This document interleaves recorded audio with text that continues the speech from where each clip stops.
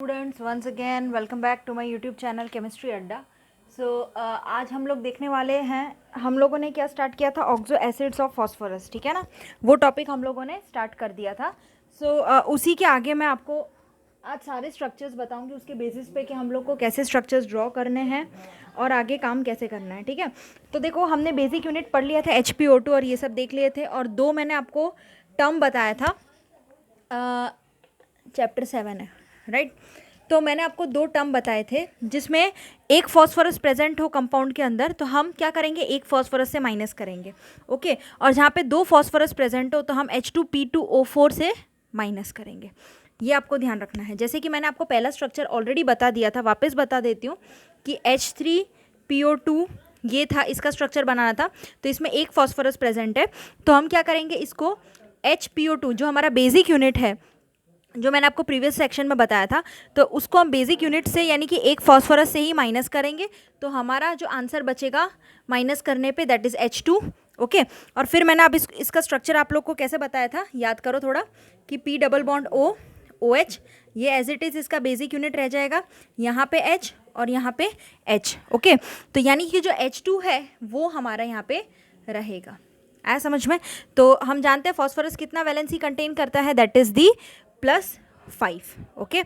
तो देखो, ये 2 3 4 5, तो 5 हो गए ना, तो कोई दिक्कत नहीं। अब सेकेंड स्ट्रक्चर देखते हैं, दैट इज़ हमारे पास H3PO3 का आता है।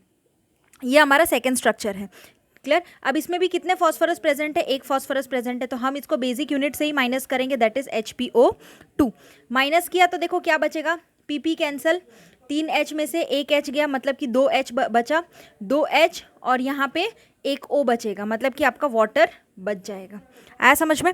अब इसका स्ट्रक्चर कैसे बनाएंगे, तो देखो, सबसे पहले हमें बेसिक यूनिट तो आंख बंद करके बना देना है, that is what, P double bond O OH, ये बना दिया हमने, ओके। अब देखो वाटर है, अब वाटर को कैसे एडजस्ट करोगे, तो पहले वो सीखना है आपको, कैसे एडजस्ट करोगे।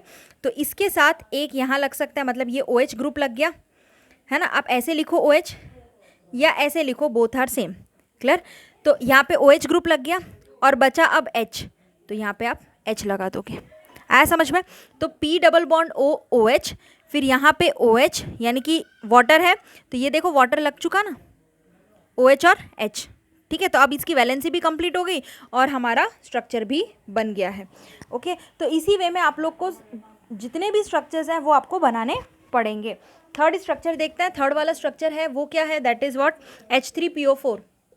H3PO4 हमें बनाना है। तो इसमें देखो एक ही फॉस्फोरस है, तो ऑब्वियसली किससे माइनस करेंगे, HPO2 से माइनस करेंगे। माइनस करो तो H2O2 आएगा, ठीक है, H2O2 बच जाएगा। अब H2O2 करने के लिए अब हमें क्या करना पड़ेगा, 2H और हमें 2 O भी लगाने हैं, क्लियर।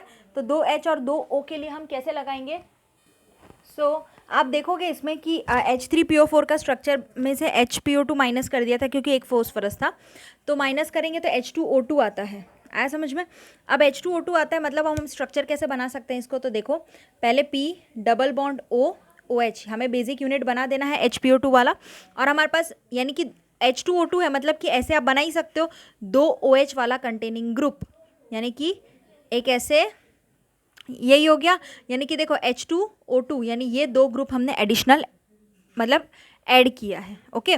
तो देखो यहाँ पे आप इसको ऐसे भी, आप OH ऐसे भी लिख सकते हो और OH ऐसे भी बना सकते हो, बोथ आर सेम, ठीक है। तो कोई दिक्कत नहीं, यहाँ पे ऐसे लिखो या ऐसे लिखो, लेकिन आपको ऐड करना आना चाहिए। ये क्लियर फंडा है आपको स्ट्रक्चर्स में जो हमें यूज़ करना है, ओके। तो 3 स्ट्रक्चर हमने बना दिए हैं, तो नेक्स्ट स्ट्रक्चर्स देखते हैं वैसे ही। यस, तो इसके बाद वाला स्ट्रक्चर आप देखोगे, दैट इज़ फोर्थ स्ट्रक्चर में क्या आएगा, आपके पास H4P2O5 है, ओके। H4P2O5 है।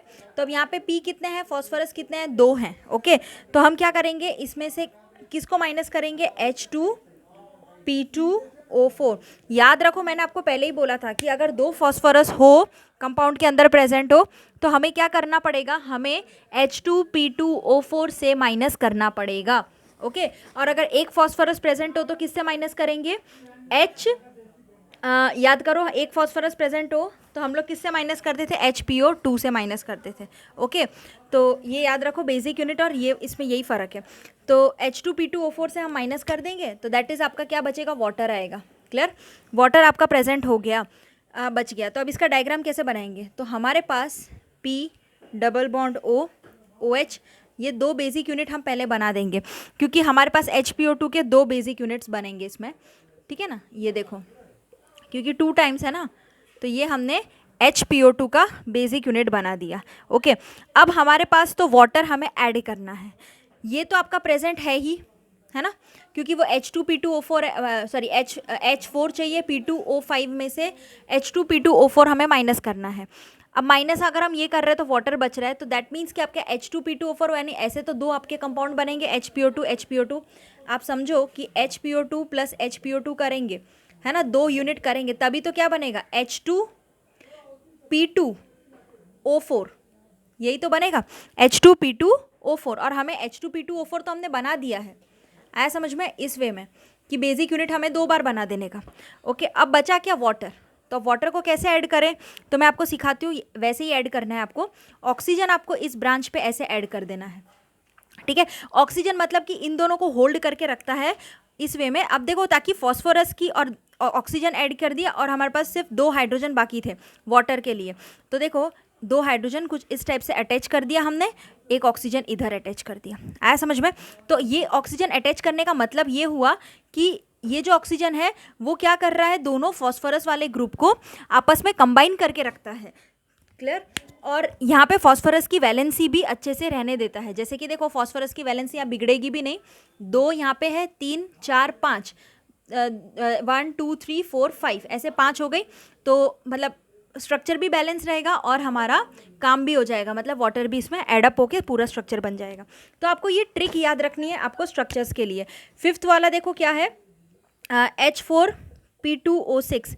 H4P2O6 में से आप लोग क्या करोगे, 2 P2 वाला है तो H2P2O4 आपको यही माइनस करना है, मैंने आपको पहले भी बताया। माइनस करोगे तो क्या बचेगा, H2O2 बच जाएगा। ओके, H2O2 आपका बच जाएगा। अब वापस से इसमें भी हम क्या करेंगे, 2 पहले बेसिक यूनिट बना देते हैं, यानी कि ये वाला हमने बेसिक यूनिट बना दिया दोनों साइड पे। ओके, आ रहा है समझ में। तो यहाँ पे हमने क्या कर दिया, दोनों को कंबाइन करके रख दिया। अब यहाँ पे समझो कि हमारे पास तो यानी 2 OH का ग्रुप हो गया, H2O2 का मतलब क्या हुआ, 2 OH वाले ग्रुप। तो क्या इधर कुछ लगाने की ज़रूरत है, कोई ज़रूरत नहीं है। यहाँ हमें कुछ लगाने की ज़रूरत नहीं है, डायरेक्ट 2 OH का ग्रुप लगाना है तो क्यों हम ऐसे लगा सकते हैं ना, बिल्कुल लगा सकते हैं, ऐसे हम लोग लगा सकते हैं। अब फॉस्फोरस की वैलेंसी देखो 1 2 3 4 5 मेंटेन हो चुकी है, 1 2 3 4 और ये वाला 5, ये क्या हो गया 5, आया समझ में। तो दोनों साइड से हमारा प्रेजेंट है। सो अब इन दोनों 2 P के बीच में हमें कुछ ऑक्सीजन लगाने की जरूरत नहीं है, डायरेक्ट 2 OH ग्रुप H2O2 मतलब समझ जाओ 2 OH ग्रुप लगाना है। ऐसे करके आप स्ट्रक्चर्स इजीली अच्छे से बना पाओगे, कोई भी आपको रट्टा मारने की जरूरत नहीं पड़ेगी।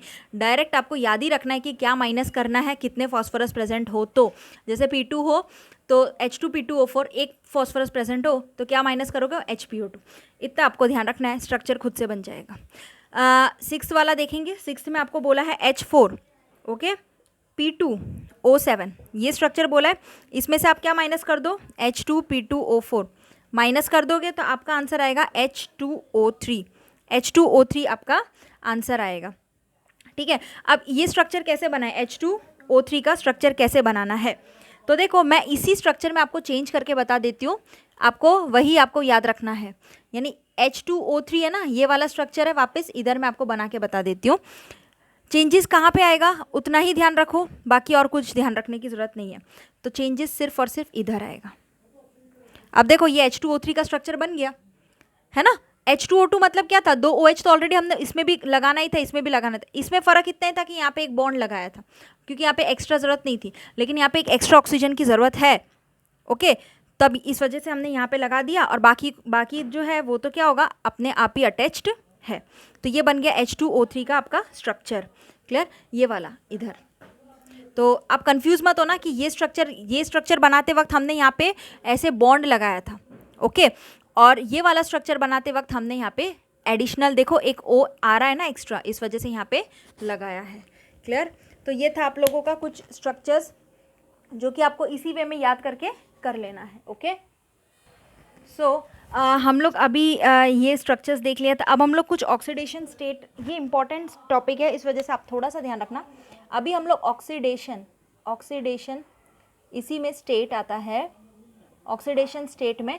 तो आपको ध्यान रखना है कि ऑक्सीडेशन स्टेट जिन भी स्ट्रक्चर में लेस देन और इक्वल टू 3 के जितना होगा, तो उन कंपाउंड का जो नेम होता है वो नेम एंड होगा, नेम एंड्स विथ OUS वाले, मतलब OUS उनके लास्ट में लगेगा। मतलब कि मान लो ऐसे आप बोल सकते हो फॉस्फोरस OUS एंड में, जिनका ऑक्सीडेशन स्टेट लेस देन और इक्वल टू 3 होगा। ये पहला पॉइंट है, इंपॉर्टेंट पॉइंट।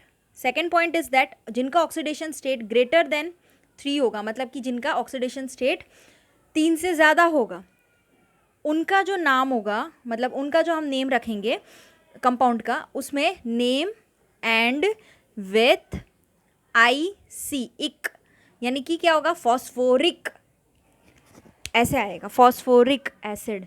इस वे में आपको ऑक्सीडेशन के बेसिस पे आपको नेम डिसाइड करना है।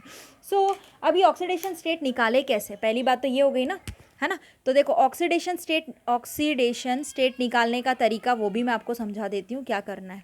ऑक्सीडेशन स्टेट आपको कैसे निकालना है बच्चों, let us take an example. अगर लेते हैं कि H4P2O6, सपोज ये हमारा कंपाउंड है ना। आपको ऐसा ही दे देंगे कि H4P2O6 बोल दिया, ठीक है, ऐसा बोल दिया। अब आपको है ना इसका ऑक्सीडेशन स्टेट निकालना है, तो कैसे निकालोगे, तो उसके लिए एक फॉर्मूला है, वो आपको याद कर लेना है। देखो फॉर्मूला क्या है, 2 times number of oxygen atom, number of, इधर ही लिखती हूँ मैं, देखो 2 times number of oxygen atom, पहले तो 2 time number of oxygen atom minus number of hydrogen atom H2 atom divide by number of phosphorus atom. यानी कि ये इसका फॉर्मूला है ऑक्सीडेशन स्टेट निकालने का। क्या फॉर्मूला बोला मैंने आपको, 2 times number of oxygen atom minus number of hydrogen atom divide by number of phosphorus atom. Okay, so हमने ये स्ट्रक्चर लिया, इसका हम निकाल रहे हैं ऑक्सीडेशन स्टेट। तो हमें क्या करना है, 2 पहले आगे लिख देना है। अब नंबर ऑफ ऑक्सीजन एटम, इसमें ऑक्सीजन कितने प्रेजेंट है, तो 6 प्रेजेंट है, तो यहाँ पे 6 लिख दो, माइनस नंबर ऑफ हाइड्रोजन कितने प्रेजेंट है, तो 4 प्रेजेंट है, तो यहाँ 4 लिख दो, divide by number of phosphorus कितने प्रेजेंट है, तो फॉस्फोरस कितना प्रेजेंट है, 2। तो आपका answer 6 1 6 2 12 minus 4 divide by 2, that means +4 आ जाएगा। तो इस स्ट्रक्चर का जो ऑक्सीडेशन स्टेट आया वो क्या आया आपका, +4। अब ये +4 है, दैट मीन्स कि ये ग्रेटर देन 3 हुआ, ग्रेटर देन 3 हो गया ना, तो इसका जो नाम होगा उसमें पीछे IC, इक लगेगा। समझ रहे हो आप। तो ये था आप लोगों का ऑक्सीडेशन स्टेट निकालने का तरीका। अब मैं कुछ नाम आपको बता देती हूँ, वो आपको नोट डाउन कर लेना है अच्छे से, क्लियर। आप लोग अभी देखोगे कि मैं आपको 2-4 नाम बता रही हूँ, वो आपको उनके नेम्स कैसे आपका डिसाइड करना है, जाके आपका टेबल में भी गिवन है। +1, पहला है +1। स्टार्टिंग में आप देखो कि आपका जो टेबल है बुक के अंदर, उसमें सबसे पहला ऑक्सीडेशन स्टेट आता है, दैट इज़ व्हाट, +1। ओके, अब +1 है ना, +1 आता है, वेट करो, फिर +3 आता है, फिर आता है +3। ओके, इस वे में आता है आपका ऑक्सीडेशन स्टेट, क्लियर। तो देखो सबसे जो लोअर अब मान लो हम अभी पहले 3 का पहले हम लिख देते हैं, +4 +5, इसी वे में गिवन है आपके टेक्स्ट बुक में। सिर्फ ऑक्सीडेशन स्टेट का आप देखना, according to the compound structure के हिसाब से दे के रखा है, ठीक है। आप टेबल में देखोगे आपको क्लियर हो जाएगा। पहले +1 +3 +3 +4 +5 +5 ऐसे गिवन है, ठीक है। अब एक चीज़ याद रखो कि सबसे पहला इसमें याद रखो कि लोअर, जिनका भी लोअर ऑक्सीडेशन स्टेट होता है, ओके, उसमें याद रखो हाइपो लगता है। क्या लगता है, हाइपो। जिनका लोअर ऑक्सीडेशन स्टेट होता है उनमें प्रीफिक्स कह सकते हैं, दैट इज़ व्हाट, हाइपो लगता है। क्लियर, आया समझ में। ओके, और जो इंटरमीडिएट होता है, इंटरमीडिएट यानी कि मान लो कि 3 है, 5 है, 5 थोड़ा ज़्यादा हो जाएगा, है ना, और जो हायर ऑक्सीडेशन स्टेट होता है उसमें पायरो लगता है। क्या लगता है? पायरो। और इंटरमीडिएट होगा, मतलब उनके बीच का होगा इंटरमीडिएट होगा, जैसे कि +3 ले लो, फिर +2 ले लो, +4 ले लो, ऐसे में कोई होगा इंटरमीडिएट में तो आपका ऑर्थो लगेगा। क्या लगेगा? ऑर्थो। समझ में आया? ये 3 नाम आपको याद रख लेने हैं जिस हिसाब से मैंने आपको बताया। लोअर ऑक्सीडेशन स्टेट में हाइपो लगेगा, तो इस वाले कंपाउंड का, इसमें अगर मान लो +1 ऑक्सीडेशन स्टेट अगर है प्रेजेंट, तो इसका नाम कैसे देंगे हम? हाइपोफॉस्फोरस। हाइपोफॉस्फोरस, ठीक है, हाइपोफॉस्फोरस एसिड, पूरा आपको लिखना है हाइपोफॉस्फोरस एसिड। और we can also name as phosphinic acid. इसको हम लोग फॉस्फीनिक एसिड भी बोलते हैं, फॉस्फीनिक एसिड। ओके, क्यों फॉस्फोनिक एसिड? क्योंकि आपको पता है, मैंने आपको बताया था कि ऑक्सीडेशन स्टेट इसमें 3 से कम आ रहा है, +1 है, दैट मीन्स क्या है कि लेस देन और इक्वल टू 3, सॉरी यहाँ पे ऑक्सीडेशन स्टेट आपका क्या है? +1 आ रहा है। ओके, तो जिनमें आपका ग्रेटर देन 3 होगा तो उसमें क्या होगा आपका, इसको हम फॉस्फोनिक कहेंगे और हाइपोफॉस्फोरस एसिड बोलते हैं। क्लियर हो गई बात? अब दूसरा जो है दैट इज व्हाट, +3 आ रहा है, तो इसको हम क्या बोलेंगे? Orthophosphorous acid. ओके, इसको हम क्या बोलेंगे? Orthophosphorous acid. सबसे लोअर ऑक्सीडेशन स्टेट में देखो मैंने हाइपो लगाया है, आया समझ में? तो वो आपको याद रखना है। और हायर ऑक्सीडेशन स्टेट में पायरो लगाएंगे। तो अब इसमें हायर ऑक्सीडेशन स्टेट क्या होगा? That is what, +3। अब यानी ये भी +3 था, लेकिन बीच में मतलब इंटरमीडिएट के फॉर्म में आ रहा है, सो दैट मीन्स ऑर्थो लगाया हमने। और यहाँ पे पायरो फॉस्फोरस एसिड। नाम कुछ हमें इस वे में ही याद रखना पड़ेगा इन लोगों के। तो ये क्या है आपका? OUS आएगा जिसमें ऑक्सीडेशन स्टेट लेस देन 3 आ रहा है। तो ये देखो यहाँ पे OUS पीछे लगाया हुआ है। क्यों OUS लगाया? बिकॉज आपका ये +1 ऑक्सीडेशन स्टेट है, मतलब 3 से कम है। आया समझ में? लेस देन और इक्वल टू 3 है तो उसमें मैंने आपको बताया था OUS लगाएंगे पीछे, तो इसी वजह से बोला था आपको। और यहाँ पे सबसे लोअर ऑक्सीडेशन स्टेट कौन सा है? तो +4 आपका लोअर ऑक्सीडेशन स्टेट में है, तो इस वजह से इसका क्या लगेगा? दैट इज हाइपो आगे लगेगा, हाइपो। लेकिन एक याद रखो कि इसका जो नाम आएगा उसमें आपका फॉस्फोरिक लगेगा, फॉस्फोरिक एसिड। क्यों फॉस्फोरिक एसिड लगा? रिक लगा, देखो इक IC, और इसमें OUS लग रहा है सब में। ये नाम, ये फर्क है ऑक्सीडेशन स्टेट देखने से ही पता चलेगा। यानी कि इसमें लेस देन और इक्वल टू 3 था, इस वजह से OUS लगा। इसमें क्या है? देखो 3 से ज़्यादा हो गया है अब, यानी ऑक्सीडेशन स्टेट ग्रेटर देन 3 है, तो जहाँ पे ग्रेटर देन 3 है मतलब 4 हो गया। अब नेम किससे एंड होगा? दैट इज IC से एंड होगा, ये मैंने आपको पहले ही लिखवा दिया था। IC यानी हाइपोफॉस्फोरिक एसिड। आया समझ में? अब उसके बाद +5 की बात करते हैं, तो ऑर्थोफॉस्फोरिक एसिड। ऑर्थोफॉस्फोरिक एसिड इसका नाम हो जाएगा। आया समझ में? और उसके बाद फिर नीचे पायरो आ रहा है, ये पायरो हो गया, तो पायरोफॉस्फोरिक एसिड, ये पायरोफॉस्फोरिक एसिड का नाम हो जाएगा। ओके, तो सबसे हाईएस्ट में पायरो आ जाएगा और बीच में ऑर्थो आता है। इसी वे में हम सारे ऑक्सीडेशन स्टेट को रिप्रेजेंट करेंगे। क्लियर हो गई बात? अब ये नाम में आपको कोई कन्फ्यूजन नहीं होनी चाहिए कि एसिड का नाम हम कैसे रखें। ओके, अब है ना यहाँ पे +3 ऑक्सीडेशन स्टेट, जैसे मैंने आपको बोला। अब ये जो सेकेंड स्ट्रक्चर है इसको मैं एक और नाम दे सकती हूँ ना, फॉस्फोनिक एसिड, उसी वे में भी बोल सकती हूँ मैं। तो यही खेल है कि IC और OUS का पीछे कहाँ का यूज़ करना है, that based on oxidation state. Clear? अब उसके बाद मैं आपको थोड़ा एसिडिटी और बेसिसिटी के बारे में बताऊंगी कि कंपाउंड वाइज कैसे हम उसको देखते हैं। ओके, सो अब आप देखोगे कि सबसे पहले मेरा जो कंपाउंड है that is what, hypophosphoric acid. पहला जो लिया है that is what, hypophosphoric acid. Okay, hypophosphoric acid मैंने लिया है। अब इसमें आपको क्या करना है, इसका स्ट्रक्चर पहले याद करो क्या था, H3PO2। क्या था इसका? H3PO2। ओके, मैं आपको स्ट्रक्चर पहले ही बता चुकी हूँ। अब इसके बेसिस पे मैं आपको क्या बताने वाली हूँ वो ज़रा देखना। H3PO2 का स्ट्रक्चर कैसे बनता था, तो पहले ज़रा वो देख लेते हैं। पहले बेसिक यूनिट बना दिया, फिर यहाँ पे OH था, यस, और यहाँ पे क्या था, 2 H लगाए थे। इसी वे में स्ट्रक्चर बनाया था ना मैंने। ओके, अब आपको क्या करना है, इसकी बेसिसिटी बतानी है, इसकी बेसिसिटी। डायरेक्ट आपको एग्जाम में भी ऐसे ही पूछते हैं कि बेसिसिटी क्या होगी स्ट्रक्चर की, आया समझ में। ये मोनोबेसिक होगा, डाई बेसिक होगा, इसकी बेसिसिटी 1 होगी या इसकी बेसिसिटी 2 होगी, या मीन कैसे हम बेसिसिटी पता करें, आया समझ में।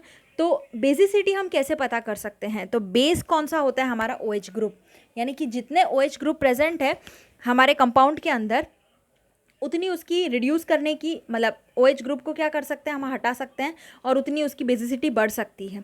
यानी कि एक हो तो मोनोबेसिक, 2 हो तो डाई बेसिक, इस वे में। तो यहाँ पे OH ग्रुप कितना है, 1 प्रेजेंट है, तो दैट मीन्स इसकी बेसिसिटी कितनी हो गई, 1 होगी। और इसको हम क्या बोलेंगे, एक OH ग्रुप प्रेजेंट है, इस वजह से हम इसको बोलेंगे मोनोबेसिक, और वी कैन से मोनोप्रोटिक।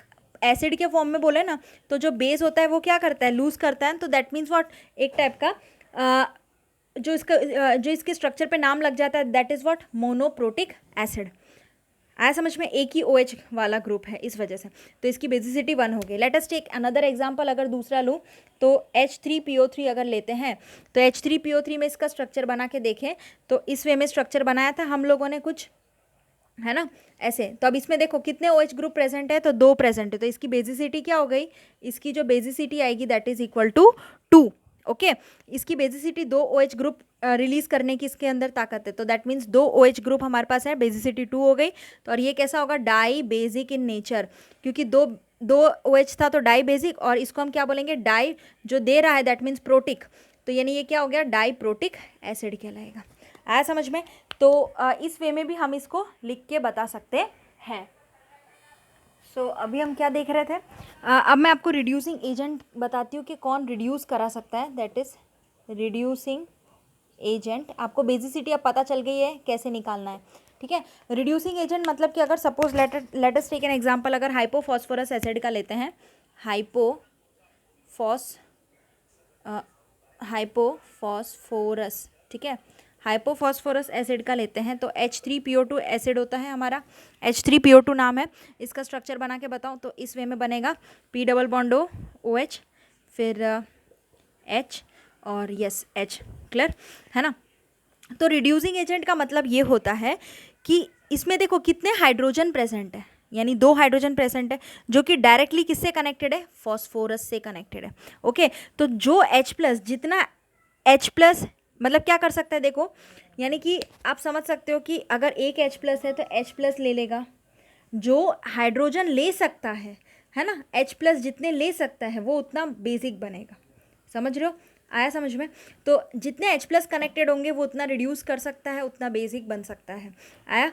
तो ये था आप लोगों का रिड्यूसिंग एजेंट के तरीके से हम ये कह सकते हैं इसको, जैसे कि एक अच्छा सा डायग्राम है, न्यू है जो आपके लिए है, दैट इज़ व्हाट,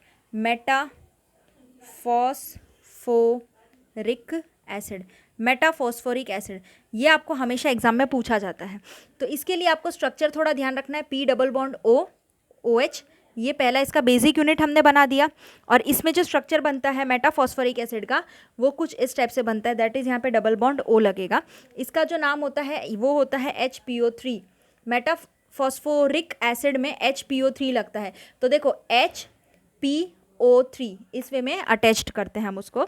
अब इसका आपको मैं आपको बताऊंगी कि इसके स्ट्रक्चर के बेसिस पे ये जो फॉस्फोरस यहाँ पे कनेक्टेड है वो क्या है, sp2 hybridised. Y sp2 hybridised, because आप देख सकते हो इसके साथ एक्चुअल में आपका फॉस्फोरस जो है वो क्या होता है, 5 बॉन्ड से कनेक्टेड है, दैट मीन्स कि यहाँ पे इसकी वैलेंसी पूरी कंप्लीट है, और यहाँ पे क्या है कि इसमें 2 बॉन्ड प्रेजेंट हो रहे हैं यहाँ पे, दैट मीन्स क्या, sp2 हाइब्रिडाइज्ड कहलाएगा। ओके, अब हम क्या कर सकते हैं कि यहाँ पे आप समझ सकते हो कि H+ कितने प्रेजेंट है, तो आप यहाँ पे देखो H+ एक ही प्रेजेंट है, मतलब H वाला ग्रुप कितना है, एक ही है, तो इसमें एक H+ लेगा, लेने वाला जो है वो कौन है, बेसिक, तो इसका नाम क्या हो जाएगा, मोनो बेसिक एसिड, इसको वो भी बोलेंगे मोनो। क्यों, क्योंकि एक में इसमें एक हाइड्रोजन प्रेजेंट है, एक हाइड्रोजन प्रेजेंट है, दैट मीन्स मोनो हो जाएगा। और एक हाइड्रोजन लेने वाला मतलब कि हम किसी को डोनेट करेंगे, एक हाइड्रोजन दे देंगे, तो वो क्या होगा, बेसिक, मोनोबेसिक एसिड कहलाएगा। समझ गए आप लोग।